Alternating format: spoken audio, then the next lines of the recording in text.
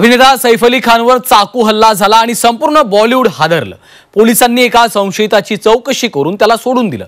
तर त्या रात्री सैफ अली खानच्या घरामध्ये हजर असलेल्या केअरटेकर्सची सुद्धा पोलिसांनी चौकशी करायला सुरुवात केली आहे। मात्र या सगळ्या जबाबांमध्ये काहीशी विसंगती असल्याचं पाहायला मिळतंय। पाहूयात त्या संदर्भातला एक स्पेशल रिपोर्ट। सैफवरील हल्ल्याचं गूढ कायम। सैफवरील वार चाकूचे की हेक्सा ब्लेडचे?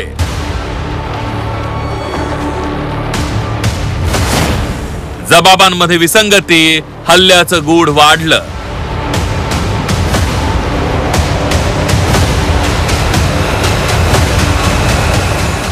अभिनेता सैफ अली खानवर झालेल्या चाकू हल्ल्यानंतर पोलिसांनी वेगानं तपास सुरू केलाय।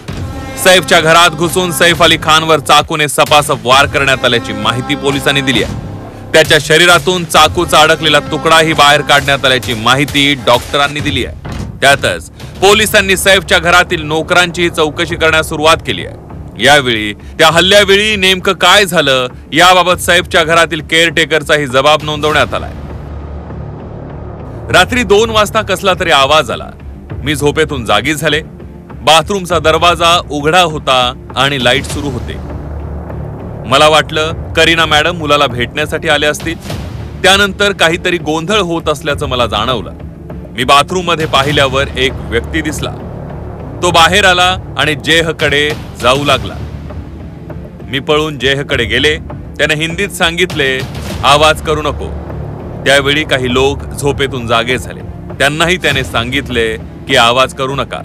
मी जहांगीरला उठवण्यासाठी गेली। तो व्यक्ती एक हेक्सा ब्लेड घेऊन माझ्याकडे धावू लागला। त्याने त्या ब्लेडने माझ्यावर हल्ला करण्याचा प्रयत्न केला। माझ्या बोटावर ब्लेड लागलं। काय हवं असं मी त्याला विचारलं। त्याने पैसे मागितले। मी विचारलं किती हवे, तर त्याने 1 कोटी रुपये सांगितले। संधी साधून ओरडत आम्ही खोलीच्या बाहेर आलो। सैफ आणि करीना मॅडम धावत आले। सैफ यांनी विचारले, तो कोण आहे, त्याला काय हवं? त्या व्यक्तीने लाकडी वस्तू आणि हेक्सा ब्लेडने सैफ यांच्यावर हल्ला केला। आम्ही सर्व खोलीतून पळालो आणि दार बंद केलं। आमचा आवाज ऐकून रमेश, हरी, रामू आणि पासवान आले।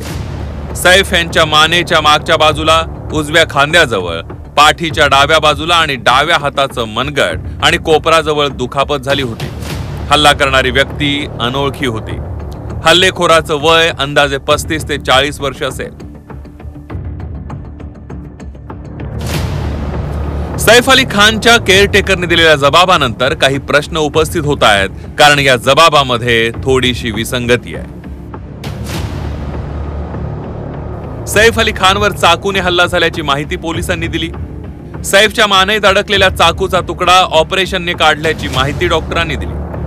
केअरटेकरच्या जबाबात हेक्सा ब्लेडने हल्ला केल्याची माहिती आहे। सैफवर चाकूने की हेक्सा ब्लेडने हल्ला झाला असा प्रश्न उपस्थित होतोय।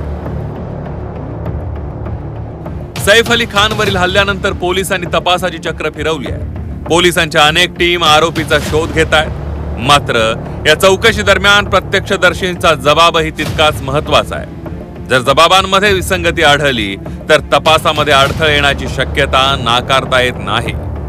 ब्युरो रिपोर्ट, झी 24 तास, मुंबई।